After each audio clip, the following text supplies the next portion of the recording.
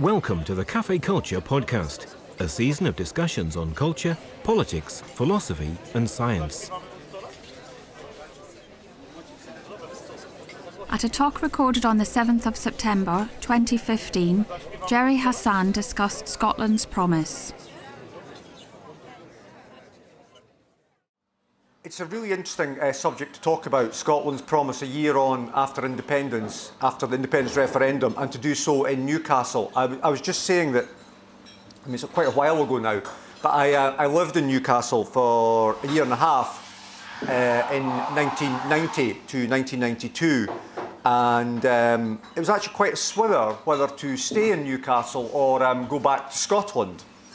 And it was really about job choices, and I nearly landed a job in Newcastle and it didn't happen, and I went back to Glasgow, and my partner who I met in Newcastle and I have lived in Glasgow since, but I come back to Newcastle regularly.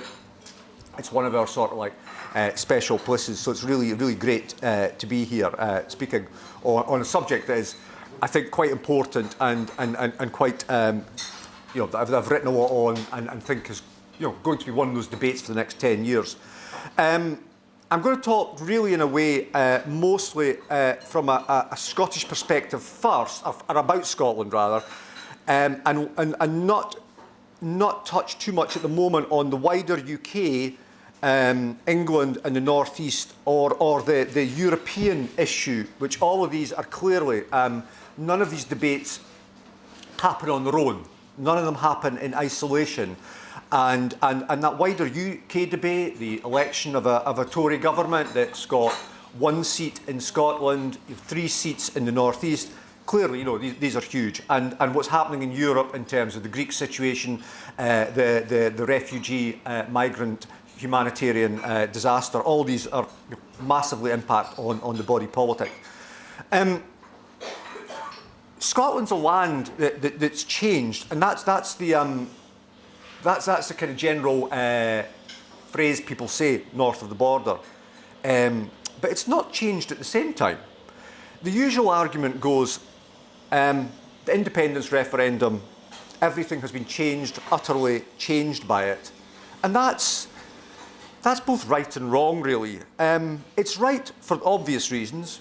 We just had an independence referendum. That's a big moment. And independence has become a serious proposition. It wasn't really in Scotland until the SNP won in 2011. It was something that was at the margins of most of Scottish society, apart from the SNP. Most of institutional Scotland, the media, didn't take it seriously. But not everything's changed as well, because in the independence offer and in Scottish society, a large part of what this discussion about is, as well as change, is about continuity and the element of risk you have in modern society. So part of our debate, there's clearly like a nationalist Scotland that would want independence, you know, come what may. But there's a large part of Scotland that is much more worried about things like, you know, that are the bread and butter issues, the future of the welfare state, the marketisation of the NHS south of the border, things like that, the rightward direction of English politics. So, and some of that then is about continuity, of just saying no to a certain kind of change rather than being pro-change. So the independence referendum came about. It didn't come out of nowhere. It didn't come out of the blue just because the SNP won in 2011. It came about, the SNP winning in 2011 was why we ended up with a referendum in 2014. But there was deeper factors that brought all this about. And it's about being a product of a society that has changed dramatically in the last 40, 50 years. And funnily enough, in a way, that's about things like traditional power, institutions weakening. The Church of Scotland used to be this great, slightly fearful power in the land. Class, deference declining. So funnily enough, what's happened here is that Scotland's become a bit like elsewhere. A bit like the rest of England. A bit like most of the West. It's become a less doer, the word we would use in Scotland, a little bit like, when in my Festival of Ideas, somebody said yesterday, John Foster, who's I think the leader of the Scottish Communist Party, or the Communist Party of Scotland, I think it's how it is, and was a leading academic for 30, 40 years. And he said when he came up to Scotland in 1968, he said his impression was, for all the radicalism of it, it was a dour, depressing place. And that is one take that a lot of people had. There wasn't a sense of difference and vitality in Scotland. You had to look a certain way and not say certain things. That's changed quite dramatically. And that referendum has acted, this is which I think is quite interesting, as a further catalyst. That I'm not sure how much the SNP really intended this, because they never thought they were going to win a majority government in 2011. So they were partly as alarmed by their own success and actually tried to get out of having a single question referendum. Alex Salmond famously, who wanted a 2-question referendum, independence and more powers. But it acted as a further catalyst, energising parts of Scottish society. And what you saw, which has been a phenomenal experience for people like myself who've been involved in politics for all my adult life, is that there's been what I would say is probably a 3G change in Scotland in public life. It's changed in gender. Scotland used to be phenomenally masculine and male, and indeed we had a problem with a certain kind of masculinity in Scotland. We still do in certain parts of life. So we've had all sorts of young women coming in. There's a change in generation as well going on, as younger people not asking permission or waiting to be given permission, but just setting up campaigns. And there's been a change in geography as well, as how our very narrow central belt sort of commentariat and public sphere has expanded during the independence referendum. Now, most of this is about the independence side, but not exclusively. And what I think's happened, and I'm not quite sure yet, but because it's happening and going on, is that catalyst acted as a big bang in Scottish society, and not to take this too far, but after you have a big bang and you have that explosion of energy, you have a new settlement takes place and then a contraction. And that's what's sort of going on at the moment in Scotland. So we have the referendum, and then we have all these young folk and debates and so on, and then we have some of it coalescing around the SNP and the SNP winning decisively in 2015. So 3 observations, sort of big observations about where we are. Independence has been transformed as an idea and in popular support. So historically, for as long as we've got opinion polls, 1/4 to 1/3 of Scots have supported independence. There's been odd moments where there's been freak spikes. The week I left Newcastle in January 1992, I got the keys of my flat on the south side of Glasgow, and it was the day the Sun newspaper came out for independence, which is sort of a slightly infamous moment. And they did an opinion poll that showed that 50% of Scots wanted independence. This is when the SNP had a policy called Independence in Europe, which they still do, but it was a new policy. It was a kind of big popular strapline. That was a freak spike. It disappeared within a couple of months. So generally, it's been at 1/4 to 1/3 of Scots. When we began the independence referendum campaign, 2011, 2012, it begins officially.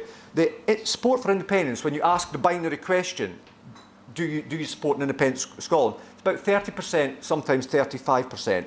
So it ends the campaign close to 50%, 2 polls over 50%, and then falls back to 45%. So that's quite significant. And since then, we haven't had a kind of like complete shift in opinion, but there was a poll last week with yes ahead by 10%, 55-45, but not a huge shift, and not something that's settled yet either, because that's one poll. So that's something. Independence has been transformed. Secondly, how Scotland is governed has become the central issue of Scottish politics. Despite what you might think about Scotland, that's not actually been the case for the last 40, 50 years. So even though a lot of our debates have been through the prism of the constitutional question, the campaign to get a parliament up to 99, actually all those other debates about the welfare state, the NHS, were much, much more important. So when we polled, the constitutional question was usually 12th of a list of 12. Now, the central issue of politics is definitely how Scotland is governed, and huge consequences from that.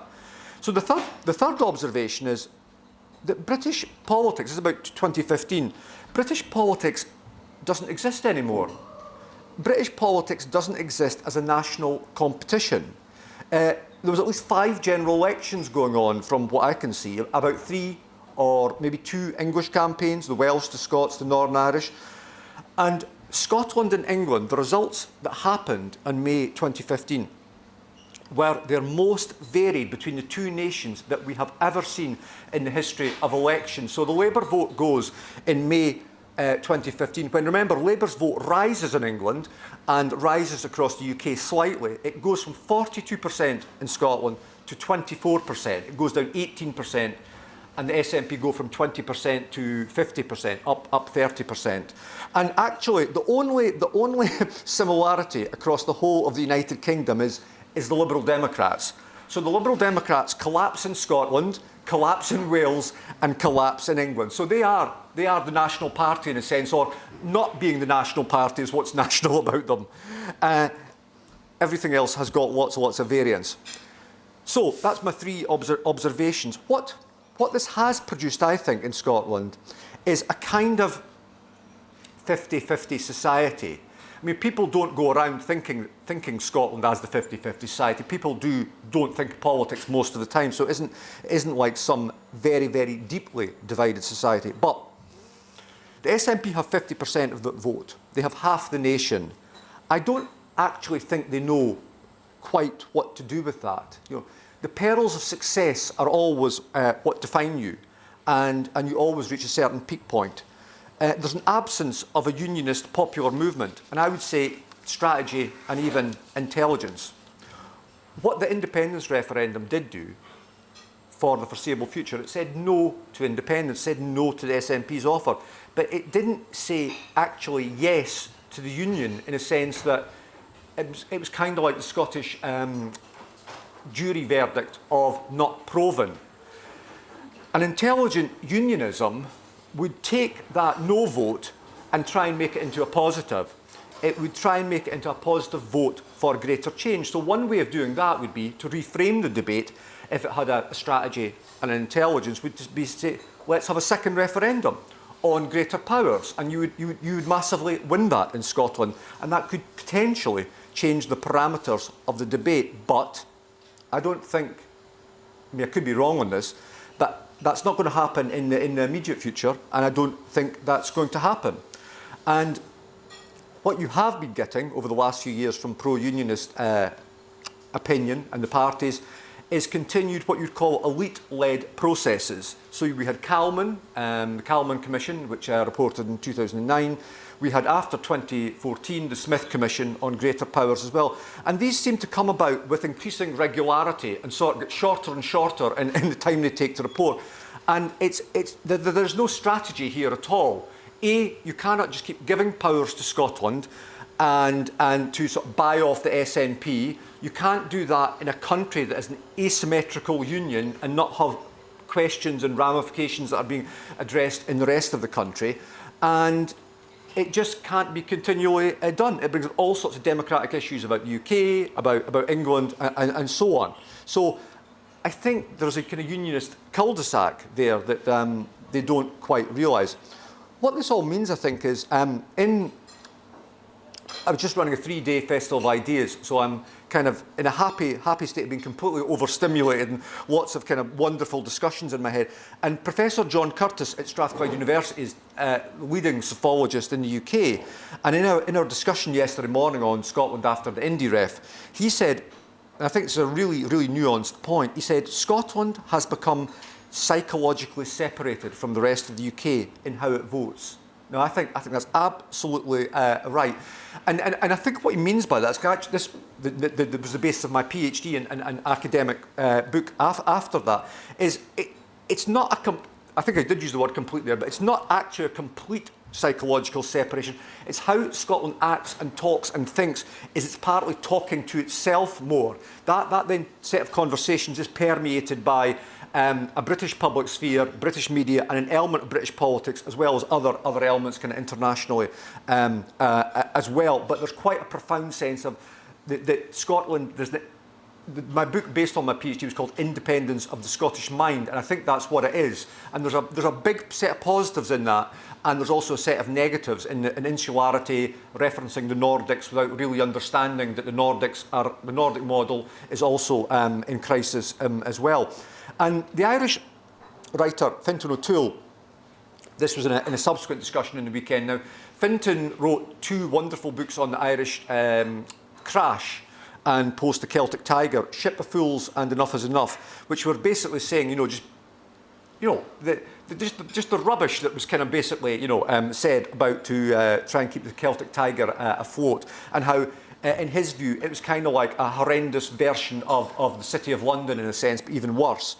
And it's a beautiful. There are 2 beautiful books about myths and political and economic orthodoxy. And he said yesterday, one of the biggest things you do in theatre is the 3 words, acting as if, in theatre and actually most drama as well. And he made this point, which is a one, slightly controversial to some people in Scotland, which is that Scotland should actually already act, should begin acting as if it is an independent nation. And what he then said was, which I think is opposite to lots of us, is what we could try and do there is, because we've gone from nearly seamlessly a Labour Scotland that was there till practically May to an SNP Scotland and what looks like potentially a one-party dominant system. He said, so why don't we act as if we're already an independent nation, so we can actually allow us to skip the version of the SNP one-party state that, unless we're careful, when, if it's possible, Scotland becomes independent, we would have to have and endure for the next 10 to 20 years. Because one model of independence that happens around the world, you think of Ireland, you think of South Africa, post-apartheid and the ANC, is that the party that defines independence becomes the patronage party and with all the problems of that. So he said, act as if we are independent. And what that also has a kind of meaning about is that some of our debates a little bit about, on the nationalist side, about abstracts, about words like sovereignty, and it's not about what you would do with independence, like, i.e., how would social justice be different? How would we, make different public spending choices, and so on. So what he's saying is, let's get into some of the detail on that, and I think that's quite relevant as well, because we often don't get into that detail. So, just a couple of concluding observations. One of the big positives in 2011, 2014, I kind of sort of mentioned this, was that alongside the SNP and Yes Scotland were the official campaign of the independence side, which had all sorts of kind of like issues in it and problems and limitations, and it was a very safety-first version of independence. It was practically like vote for independence and nothing will change, You'll be able to keep the NHS as we like it, but we have the Queen will remain head of state. We'll keep the Bank of England, the Treasury. We'll keep the pound, etc. So it was kind of, let's have the best of both worlds, and it was seen as being lacking in all sorts of ways. Also slightly economically not implausible in lots of ways. Alongside that official campaign, there was this explosion of a self-organising independence movement, this kind of like, the younger people, gender shift, and a kind of wider geographical Scotland. And it was wonderful to see. Some of it was a bit daft some of the times. We had wish trees and things like that, and people thinking political change could be easy, but it was galvanising and positive and a force for good. What's happened since the referendum in the last year is that a large part of that self-government movement has just gone away. Because people need to do things like have careers, pay their mortgage, the fact that the young folk, in the sense of the term used, I've forgotten the name of the bloke that wrote the book, but the concept of the precariat, Guy Standing, is it? The fact that there's a whole host of people doing portfolio jobs really struggling. Those people took lots of hits, lots of them, in the independence referendum. You can't continually do that. So what's happened, you see, I think, and we're just beginning to see, I think, how this will play out. The SNP and the self-government movement have become more synonymous again. And that, I think, actually is bad news for Scottish politics. I think it could even be bad news for independence in a medium-term scenario, because all political parties peak and fall. So if you make the idea of your independence appeal solely about the SNP winning, well, they're not going to win forever. They will when the choices come home, you know, when the public spending constraints, they will weaken. So that's a huge set of issues. So just to conclude with this, there are two pressures on the SNP at the moment. So part of the base, and when I say that, the SNP went from 25,000 members on September the 18th, the day of the referendum, to now about 120,000 members. And so it's a huge infusion of people. So part of that base, they want an independence referendum as soon as possible because it's what they want. They think 45-55 was quite close. And there's a sense of some of the people in the SNP wanting to keep that ferment going. What do you do with 100,000 new members? You know, you have to keep them occupied. So there's people like Jim Sillars, who won the Govan by-election years ago. He and some of the SNP older voices say basically, let's have an independence referendum like next year or a year after that. Now, that view is going to get nowhere, but it's partly about playing to the base. Alex Salmond sort of plays to it a bit without really fully coming out for it. And the strategy of the leadership and of Nicola Sturgeon is much more cautious and much more risk averse. So a 2016, when we have next year's elections, they will only be at best a qualified mandate asked for an independence referendum, which would only be about if Britain votes to come out of the European Union, which could maybe explore that later, and Scotland and England vote differently. There will be no unqualified call for a referendum. And so that brings the potential of a referendum, if we stay in Europe, to 2021. And that then gets to the point of you stay in power quite a while, you become the incumbents and so on. But the SNP are going to play it cautiously, going to play it, if not long, to the medium game. They're going to wait till they go ahead and significantly for independence. And if they do that, they will then run a short campaign. Parts of the Labour Party in that will be, by that point, if we get to that, because nothing's completely inevitable, will be in favour of independence. And for all the factors for them to win convincingly, they also have to come up with an independence offer. The shortcomings of that offer last year, it was an economically incoherent, slightly, paint the Scotland you want to of the future. If anybody, you just paint, whether it's social democratic or neoliberal, they have to come up with a more plausible, coherent version, because actually, careful what you wish for sometimes, there's a very good chance they'll win.